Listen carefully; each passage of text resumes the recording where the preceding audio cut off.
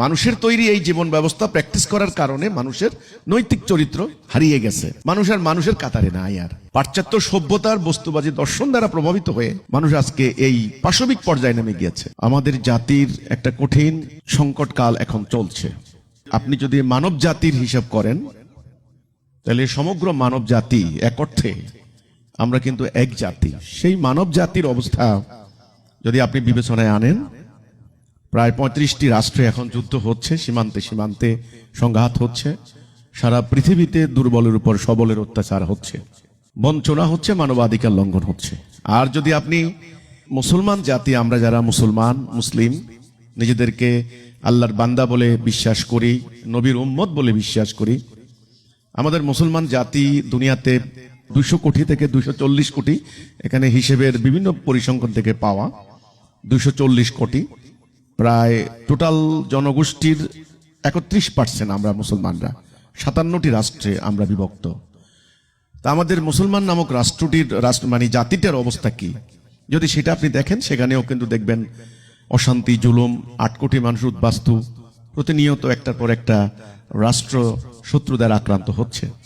প্রিয় জন্মভূমি বাংলাদেশকে নিয়ে যদি আমি কথা বলি, আমি যদি 47 সালকে ভিত্তি ধরি, ব্রিটিশ চলে যাওয়ার পর প্রায় এখানে 80 বছর চলছে। এই 80 বছর 23 বছর আমরা পাকিস্তানের আন্ডারে ছিলাম।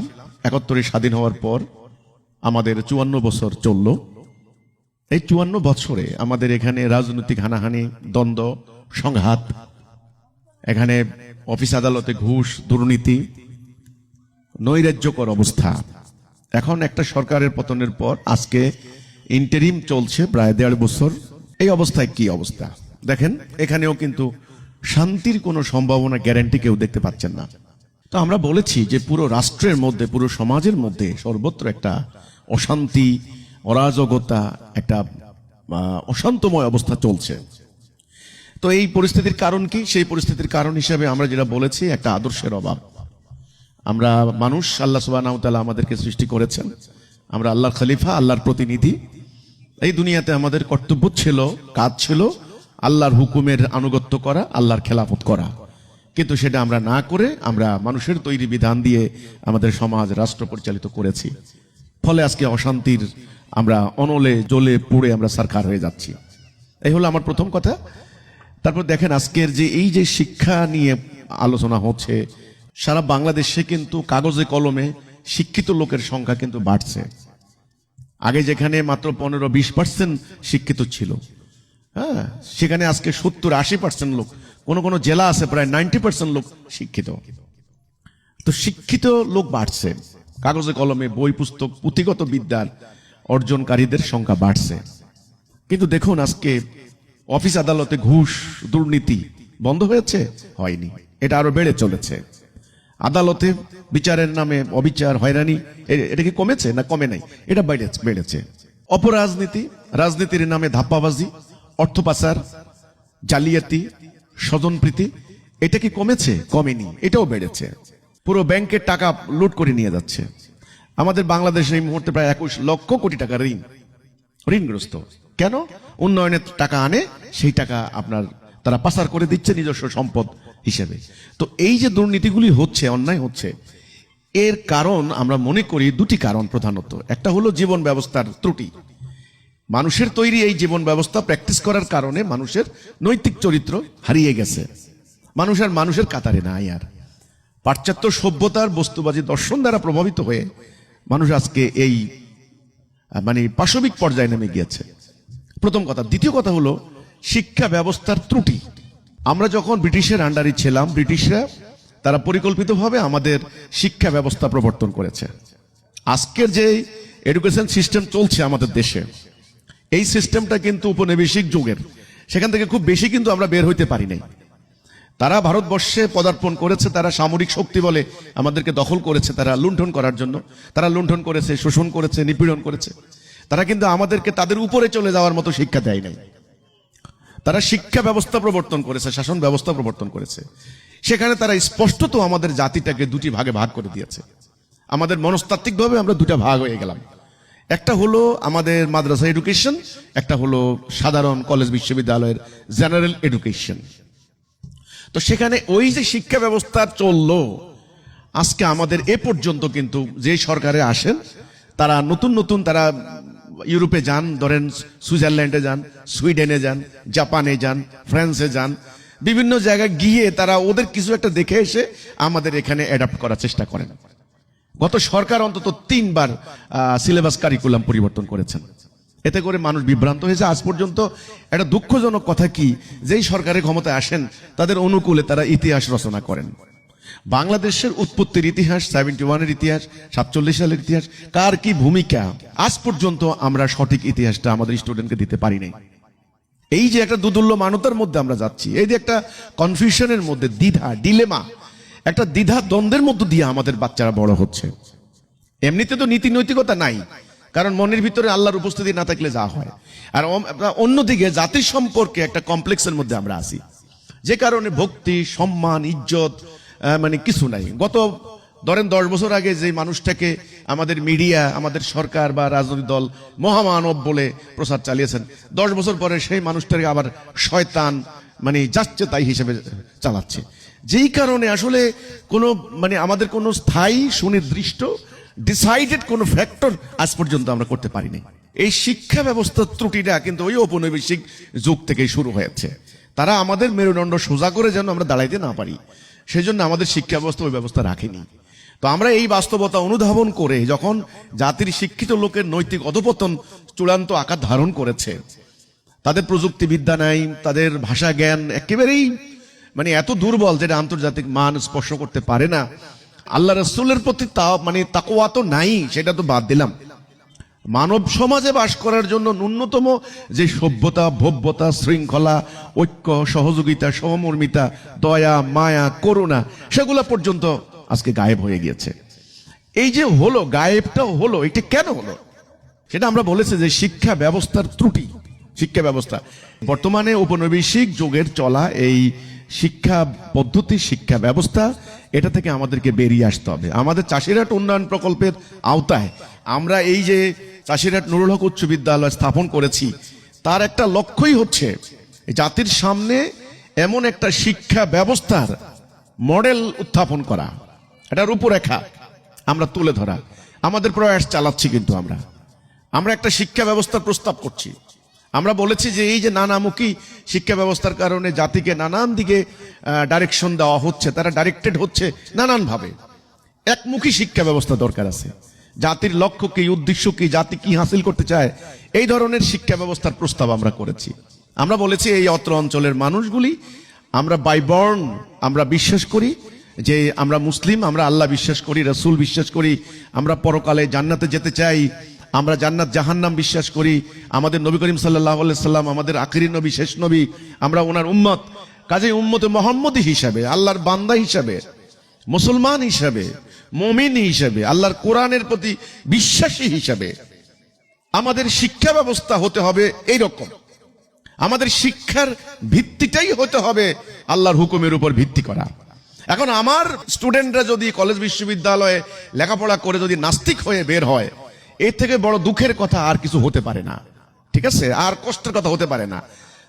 দাদা মানে হজ করে এসেছেন হাজী সাহেব, দেখা যাচ্ছে নাতি এখন নাস্তিক, মানে বিশ্ববিদ্যালয়ে পড়ালেখা করার পর।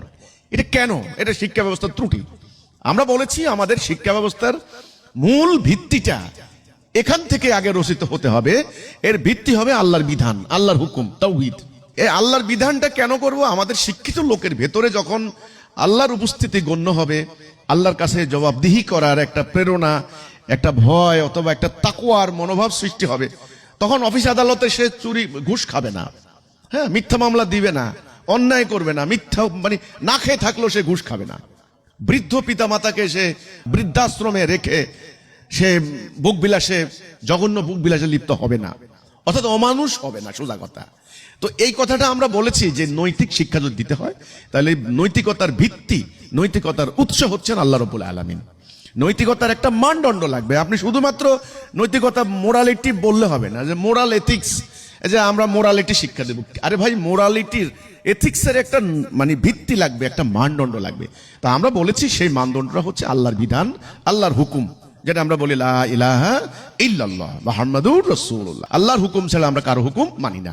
আমাদের শিক্ষা ব্যবস্থার এই প্রথম বুনিয়াদি ভিত্তিটাই হবে এইটা, আমাদের প্রথম প্রস্তাব।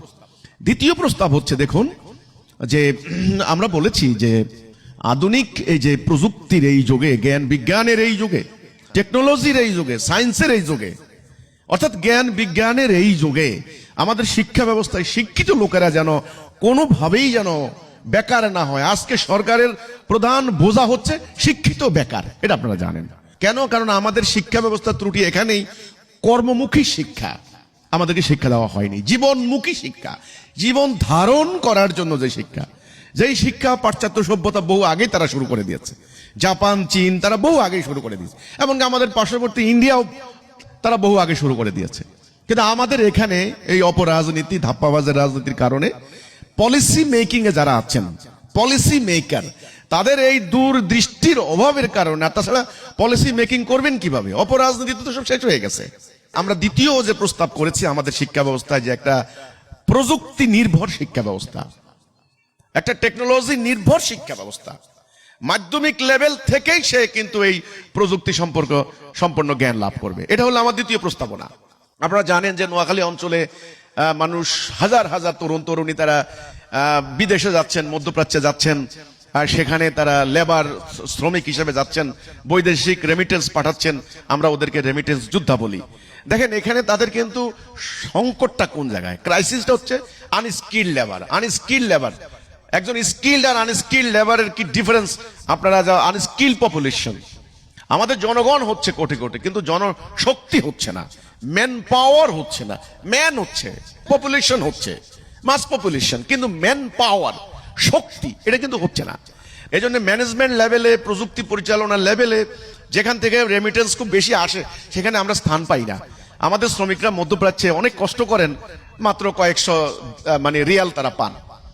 তো এই জন্য আমাদের পরিকল্পনা হচ্ছে আমরা প্রযুক্তি নির্ভর, বিজ্ঞান নির্ভর একটা শিক্ষা ব্যবস্থার আমরা প্রস্তাব করেছি। আমরা সে প্র্যাকটিসটা এখানে করছি। 3 নাম্বার, আমাদের ভাষা জ্ঞান খুব গুরুত্বপূর্ণ। আমরা বলেছি 3টা ল্যাঙ্গুয়েজ আমাদেরকে অবিসম্ভাবী রূপে রপ্ত করতে হবে। আমাদের বাচ্চাদেরকে শুরু থেকেই তাদের বুনিয়াদিভাবে শিক্ষা দিয়ে দিতে হবে। মোটামুটি এখন যে পরিশ্রমগুলি ইংরেজির উপর দেওয়া হচ্ছে, ইংরেজি শেখার জন্য ইংরেজি কথাবার্তা বলছে, ডায়ালগ করছে, ইংরেজির জন্য প্রয়োজনে আলাদা করে তারা অনলাইনে ভর্তি করাচ্ছে, লক্ষ কোটি টাকা খরচ করছে ইংরেজি শেখার জন্য।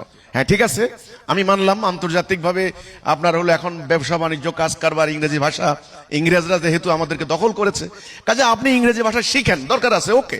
আমাদের স্কুলে আমরা বলেছি জন্য 3টা ভাষা। এক, আমাদের মাতৃভূমি বাংলা, আমাদের মাতৃভাষা বাংলা ভাষা, বেঙ্গলি ল্যাঙ্গুয়েজ, মানে বাংলা ভাষা। 1952 সালে আমরা ভাষার জন্য জীবন দিয়েছি। কাজেই বাংলায় আমাদের এখন আশ্চর্য হয়ে যাবেন আপনি, ভালো করে বাংলা শিখানোর মতো বাংলা টিচার পাওয়া যাচ্ছে না। এটা কেমন কথা? তার মানে বাংলার প্রতি অনাগ্রহ কেন? স্টুডেন্টরা মনে করে বাংলা ভালো করে শিখলে বোধহয় আমার চাকরি হবে না। এই যে একটা মেন্টালিটি, যে কারণে ভালো করে 2 লাইন বাংলা লিখতে পারে না, সুন্দর করে কোথাও দাঁড়িয়ে বলতে বললে বাংলা একটা বক্তব্য দিতে পারে না। নিজের মাতৃভূমি সম্পর্কে, নিজের মাতৃভাষা সম্পর্কে, নিজের মাদারল্যান্ড, হোমল্যান্ড সম্পর্কে, হ্যাঁ, এই যে মাদার টাং যাকে বলা হয়, এটা নিয়ে যদি আপনার কমপ্লেক্স থাকে, তাহলে আপনি দুনিয়ার বুকে দাঁড়াবেন কি করে? এই কমপ্লেক্সিটি কিন্তু আমাদেরকে দূর করতে হবে, এই সংকীর্ণতা দূর করতে হবে, কনফাইননেস আমাদেরকে দূর করতে হবে, যে আমাদের নিজের ভাষা বাংলা ভাষা, এটা দক্ষতা অর্জন করতে হবে। আমাদের শিক্ষা ব্যবস্থা আমরা এটা প্রস্তাব করেছি। এরপরে আমরা আরেকটা ভাষার প্রস্তাব করেছি, আরবি ভাষা। দেখেন আমাদের পবিত্র কোরআন নাজিল হয়েছে আরবিতে, হাদিস গ্রন্থগুলো আসছে আরবিতে, আমাদের নবী করিম সাল্লাল্লাহু আলাইহি সাল্লাম আরব দেশের মানুষ, তিনি আরবিতে কথা বলেছেন। কাজেই আমরা মুসলমানরা পবিত্র কোরআনের ভাষা আমাদেরকে একেবারে শিখতে হবে। আমাদের দোয়া কালাম, আমাদের দৈনন্দিন যে সমস্ত আমল আখলাকগুলি, আমাদের অধিকাংশই আরবি কথার উপরে, আরবি বাক্যের উপরে। তো আমি যেই দোয়াটা পড়লাম, আমি যেই সূরাটা পড়লাম, এটার মিনিংটা যদি আমি না জানি তাহলে কেমনে হবে? তো সেজন্য আমি বলি, আমি যে দোয়া পড়বো, যে সূরাটা পড়বো, সেটার মানে যদি আমি বুঝতে পারি, তাহলে এটা আমি আমল করতেও আমার জন্য স্বাচ্ছন্দ্যে আমি আমল করতে পারবো। আমি কি পড়ছি, কি বলছি এবং কি করছি, এটা আমি কিন্তু একটা সামঞ্জস্য বিধান করতে পারবো। সেজন্য আমি বলেছি, আমরা যাতে মুসলিম, আমরা তো আর খ্রিস্টান না, অন্য ধর্মের না, হিন্দু না, আমরা মুসলিম। যেহেতু অ্যাজ এ মুসলিম এটা আমাদের একটা ডিমান্ড যে আমাদের কোরআনের ভাষা, হাদিসের ভাষা। আমরা দৈনন্দিন ধর্মীয় জীবনযাপন, দিনই জীবনযাপন করতে হলে আমাদেরকে সূরা কারাত, বিভিন্ন আমল আখলাক ইত্যাদি নিয়ে আমাদেরকে চলতে হয়। আমাদের ধর্মীয় জীবন আমাদের মানে মূল জীবন। কাজে আমাদেরকে আরবি ভাষা সম্পর্কে আমাদের শিক্ষা গ্রহণ করা বাধ্যতামূলক। সেজন্য আমি বলেছি আমাদের শিক্ষা ব্যবস্থায় 3টি ভাষা সাইমেলটেনিয়াসলি এট এ টাইম শিক্ষা দেওয়ার জন্য হাই স্কুল লেভেলে বুনিয়াদী শিক্ষা। 1 আমার নিজের মাতৃভূমি বাংলা, 2 আন্তর্জাতিক ভাষা এখন আপনার ইংরেজি, 3 আমি যেহেতু মুসলিম আমাকে ধর্মীয় জীবন যাপন করে চলতে হয়, কাজে আমাকে আরবীয় শিক্ষা গ্রহণ করতে হবে। তাইলে বাংলা, ইংরেজি, আরবি এই 3টা ভাষার উপরে মোটামুটি আমাদের বাচ্চাদেরকে প্রাথমিক ধারণা দেওয়ার জন্য আমাদের শিক্ষা ব্যবস্থায় আমরা প্রস্তাব করেছি। তা আমাদের তাসিরহাট নুরুল হক উচ্চ বিদ্যালয়ের স্টুডেন্টদেরকে আমরা কিন্তু বিনা পয়সায় কোরআন শরীফ এবং তাদের মাসলা মাসাইল সূরা কারাতগুলি আমরা শিখার ব্যবস্থা করছি। আমাদের ইংরেজি শিক্ষক যেমন আছেন, আমাদের একজন আরবির শিক্ষকও আছেন, তিনি মানে মাদ্রাসা থেকে ডিগ্রি নেওয়া। কাজেই আমাদের শিক্ষা ব্যবস্থার প্রস্তাবনা এই ভাষা সম্পর্কে তাকে যথাযথ জ্ঞান অর্জন করতে হবে। কারণ আজকালকার যে জ্ঞান বিজ্ঞানের বই, এটা কিন্তু ভাষার উপরে নির্ভরশীল। আপনি ইংরেজি না জানলে জ্ঞান বিজ্ঞানের বই সম্পর্কে ধারণা পাবেন না। 1 নাম্বার, প্রথম শিক্ষা ব্যবস্থার আমরা এমন একটা প্রস্তাব করছি, একমুখী শিক্ষা ব্যবস্থা, যেই শিক্ষা ব্যবস্থার প্রথম বুনিয়াদী ভিত্তি হবে আল্লাহর হুকুমের উপর ভিত্তি করা। 2 নাম্বার হলো প্রযুক্তি নির্ভর জ্ঞান বিজ্ঞান। এই প্রযুক্তির এই যুগে প্রযুক্তি ছাড়া সামনে চলা যাবে না। এখন তো আর্টিফিশিয়াল ইন্টেলিজেন্সের যুগ। কোথায় তারা চলে গেছে আপনি দেখেন, আমেরিকাতে 10 জন বড় বড় ধনী যাদের অর্থের পরিমাণ আপনারা কল্পনা করতে পারবেন না, ট্রিলিয়ন ট্রিলিয়ন ডলার। 1000 বিলিয়নে 1 ট্রিলিয়ন, খেলাখেলি না কিন্তু। 10 লক্ষ ডলারে 1 মিলিয়ন। আর আমাদের ওদের $1 মানে আমাদের 122 টাকা। সাংঘাতিক ব্যাপার। আপনার ট্রিলিয়ন ট্রিলিয়ন ডলারের মালিক তারা, আমেরিকার, ইংল্যান্ডের। তারা হচ্ছে এই যে প্রযুক্তি ব্যবসায়ী, প্রযুক্তির মালিক। গুগল, মেটা, তারপর এই যে ফেসবুক, এই যে এই ব্যাপারগুলি। কাজেই আমি যে কথাটা বলার চেষ্টা করছি যে প্রযুক্তি নির্ভর। 3 নম্বরে আমাদের ভাষা অভিজ্ঞতা লাগবে। তো এই নিয়ে আমরা আমাদের শিক্ষা ব্যবস্থার প্রস্তাব করছি এবং আমরা বলতে চাই যে বাচ্চাদের উপরে বেশি মাত্রায় বইয়ের চাপ না দিয়ে বাস্তবিক প্র্যাকটিক্যাল লাইফের মতো তাকে পড়ার জন্য তাকে তার এনভায়রনমেন্ট ক্রিয়েট করতে হবে। এবং একটা স্কুল খালি একটা কতগুলো রুম নিয়ে কবুতরের খোপের মতো, মুরগির মানে খাসার মতো স্কুল নয়। স্কুলের একটা মাঠ দরকার, স্কুলের একটা গাছপালা আবহাওয়া দরকার, তাদের একটা ছায়া সুনিবিড় একটা পরিবেশ দরকার, সামনে একটা পুকুর দরকার। তো এই জন্য খেলাধুলার খুব প্রয়োজন। আমাদের প্রস্তাবিত শিক্ষা ব্যবস্থা আমরা 2টা জিনিস রেখেছি এক্সট্রা ক্যারিকুলার অ্যাক্টিভিটিস হিসাবে। 1 নম্বর সাংস্কৃতিক কার্যক্রম, কালচারাল অ্যাক্টিভিটিস, এটা খুবই জরুরি। আজকে আমাদের স্টুডেন্টরা আপনার হলো ডিভাইস আসক্তিতে তারা বুঁদ হয়ে যাচ্ছে, হিংস্র হচ্ছে, নিষ্ঠুর হচ্ছে। দেখেন আগে কলেজ বিশ্ববিদ্যালয়ে কোনো কারণে স্টুডেন্টরা মারামারি করলে সেখানে তারা ঘুষাঘুষি করতো, একজন নাক ফাটতো, এইটুকু। কিন্তু আজকে দেখা যাচ্ছে কি পিস্তল গুলি করে মেরে ফেলছে, কুপিয়ে মেরে ফেলছে। মানে নিষ্ঠুরতা, হিংস্রতা, ভয়াবহতা। অর্থাৎ ক্যাম্পাসগুলিতে ভ্রাতৃত্বের পরিবর্তে শত্রুতা বিরাজ করছে, সহযোগিতার পরিবর্তে স্বার্থপরতা বিরাজ করছে, ভ্রাতৃত্বের পরিবর্তে শত্রুতা বিরাজ করছে। এই পরিবেশ থেকে মুক্ত করার জন্য আমরা বলেছি যে আমাদের শিক্ষা ব্যবস্থায় আমূল পরিবর্তনের মধ্যে এই পরিবর্তনটা আনতে হবে যে আমাদের স্টুডেন্টদেরকে বুনিয়াদী শিক্ষার মধ্যেই এগুলা ঢুকিয়ে দিতে হবে, তারা যেন এই শিক্ষাটা অর্জন করতে পারে। যে সেটা হলো কি, তারা 10 বাপের 10 সন্তান, তারা একটা ক্যাম্পাসে এসেছে, তারা এখানে ভ্রাতৃত্বপূর্ণ পরিবেশে তারা লেখাপড়া করবে, শিক্ষার পরিবেশ বিরাজ করবে। তো আমাদের এই যে প্রস্তাবিত শিক্ষা ব্যবস্থায় আমরা সেগুলা করেছি। সাংস্কৃতিক অনুষ্ঠানের কথাটা আমি যেটা বললাম, কালচারাল অ্যাক্টিভিটিস। এখন কালচার বলতে এখানে পশ্চিমা সংস্কৃতির আগ্রাসনে আমাদের অবস্থা খারাপ। আপনি দেখেন ফেসবুক, ইউটিউব, সোশ্যাল মিডিয়া, এখানে কিন্তু অবস্থা খুবই খারাপ। এখানে অশ্লীলতা, বেহায়াপনা চরম আকার ধারণ করেছে। বাচ্চারা ম্যাচিউরড হয়ে যাচ্ছে অল্প বয়সে, এটাকে বলে বাংলায় ইস্ত্রে পাকা। তারা কিন্তু ওভার ম্যাচিউরড হয়ে যাচ্ছে। একটা মানুষ যখন বিবাহিত জীবনের যে অভিজ্ঞতা, একটা বাচ্চা 8 বছর 9 বছরে সে অভিজ্ঞতা অর্জন করছে সোশ্যাল মিডিয়ার মাধ্যমে।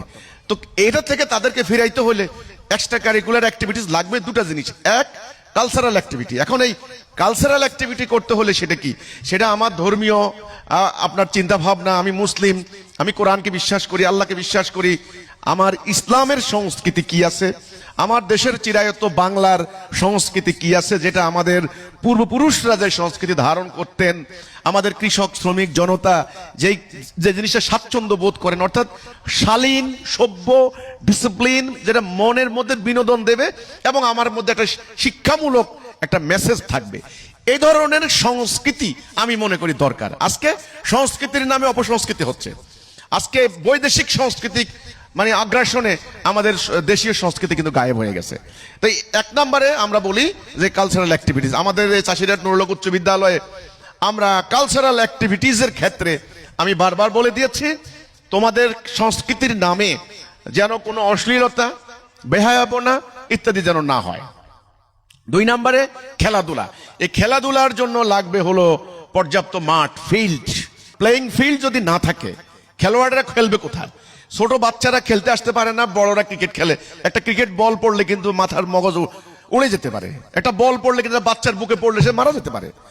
এই জন্য বাচ্চাদের জন্য খেলার ব্যবস্থা, মেয়েদের জন্য খেলার, আমরা দেখেছি আমাদের গ্রাম বাংলার একটা মানে পরিবেশ, এটা কিন্তু দীর্ঘদিন থেকে কনজারভেটিভ ফ্যামিলি, আমাদের নোয়াখালী অঞ্চলের মানুষ এমনিতেই একটু কনজারভেটিভ মাইন্ডের, হ্যাঁ একটু কনজারভেটিভ মাইন্ডের।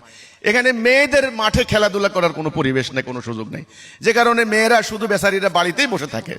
ওই এখন তো ফেসবুক ইউটিউব, আমি তো বললামই, এলে নিয়ে বুধ হয়ে মাদক যেমন একটা মানুষকে ধ্বংস করে দেয়, তেমনি আজকে এই ফেসবুকের মধ্যে মাদকের থেকেও খারাপ অবস্থা হয়ে গিয়েছে।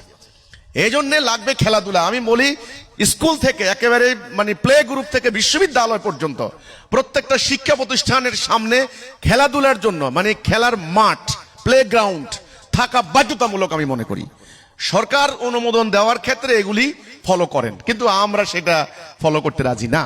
এই জন্য আমার কথা হলো খেলাধুলার জন্য মাঠ লাগবে, সবাই যেন স্বাচ্ছন্দ্যে খেলাধুলা করতে পারে সেটার পরিবেশ সৃষ্টি করতে হবে।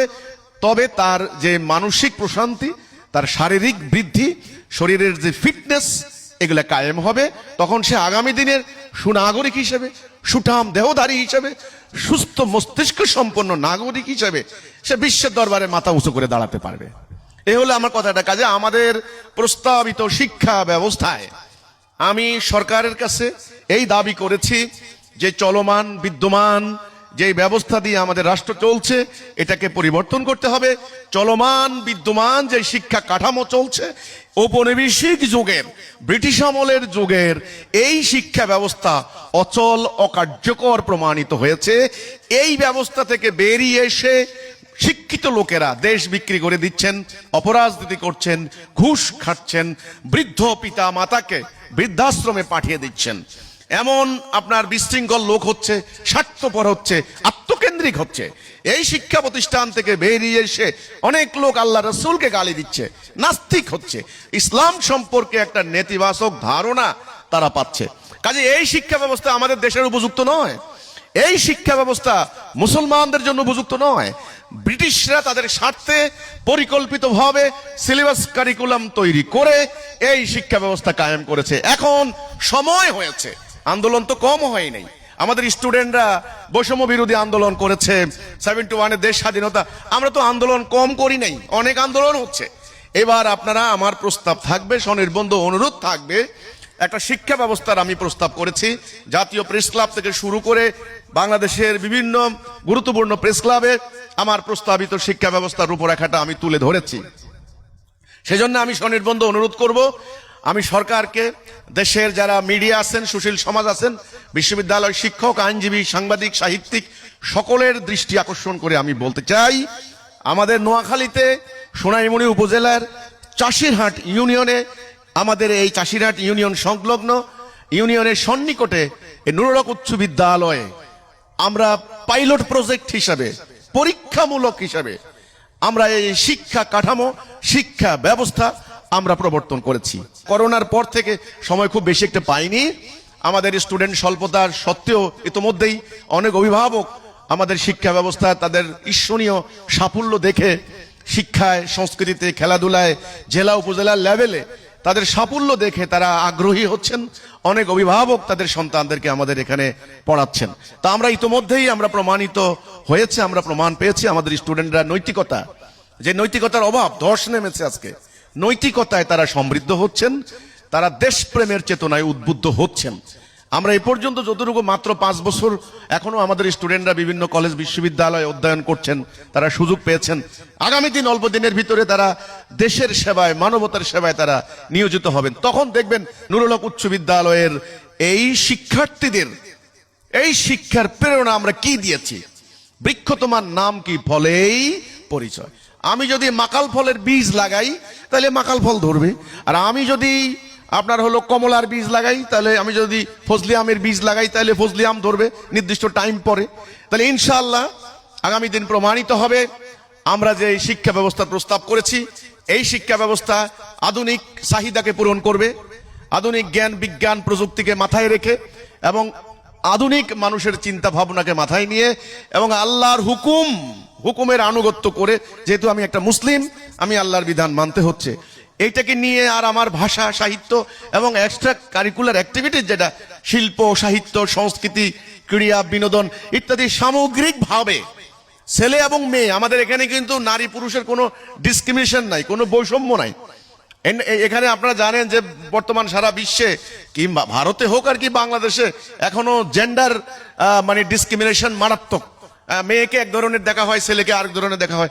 আমাদের এখানে কিন্তু ছেলে মেয়ের এই যে বৈষম্য, এটা কিন্তু নাই। আমরা সেটা মানে বলেছি, আমরা প্রমাণ করার চেষ্টা করছি যে আল্লাহর সৃষ্টি, আল্লাহর বান্দা, নারীর যেমন অধিকার যেমন অধিকার, ছেলের যেমন শিক্ষা গ্রহণের অধিকার, একটা মেয়েরও শিক্ষা অর্জনের অধিকার।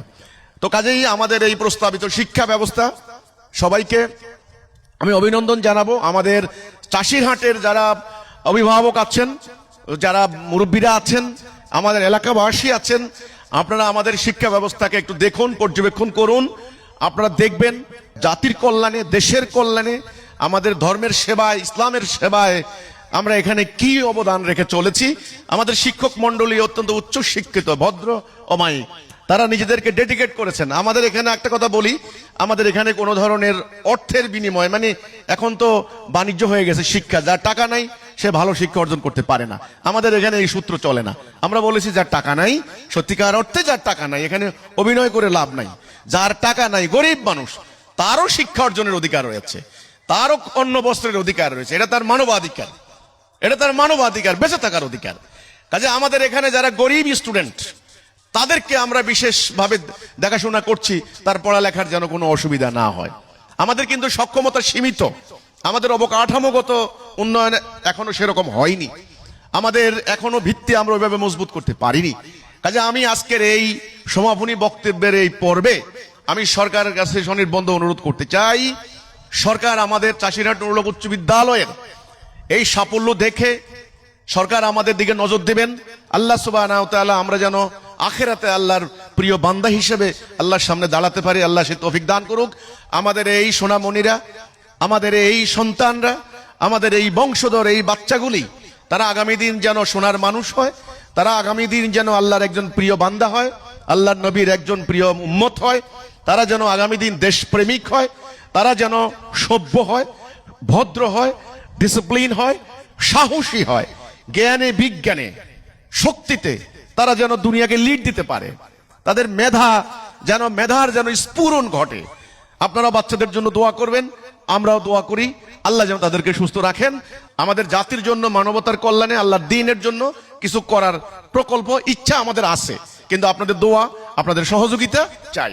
আমাদের সরকারের প্রতি আহ্বান করে যে আমাদের প্রস্তাবিত শিক্ষা ব্যবস্থাকে আপনারা গ্রহণ করুন, বিবেচনা করুন।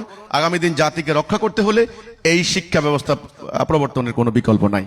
তো সবাইকে এই আজকের এই অভিভাবক সমাবেশ থেকে আমি শেষ বক্তব্যের মধ্য দিয়ে অভিনন্দন জানাই, স্বাগত জানাই। আল্লাহ হাফেজ, সালামু আলাইকুম রহমতুল্লাহি ওয়া বারাকাতুহু।